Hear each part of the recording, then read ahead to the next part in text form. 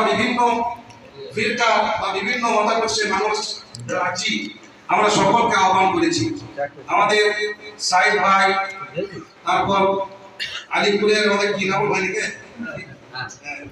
এনামুল ভাই আলিপুর থেকে সাথী হচ্ছে, তারপর আমাদের আব্বাস সাহেব এসেছেন, আমাদের নারায়ণপুর চিনপায়ের সানা ভাইয়ের সঙ্গে আমাদের হযরত মাওলানা কৌশল সাহেব, তিনি বয়স্ক মানুষ, ব্যতিব্যস্ত মানুষ, তিনি বহুদিন থেকে চিনপায়ে মসজিদের ইমামতি করছেন, সুফি মানুষ, আল্লাহওয়ালা মানুষ, তাই তিনিও আমাদের সঙ্গে যথেষ্ট সম্পর্ক রেখে তিনি কিন্তু বাছাবাছি করেন না, আমাদেরকে মাইক ছেড়ে কথা বলার জন্য। অনেক মানুষ পছন্দ করেন না, কিন্তু উনি বেপরোয়াভাবে আমাদেরকে মসজিদে কথা বলার সুযোগ করে দিয়েছেন। সেই মাওলানা কৌশল সাহেব তিনি আমাদের সম্মুখে রয়েছেন, তেনার মূল্যবান কিছু কথা আমরা শুনবো ইনশাআল্লাহ।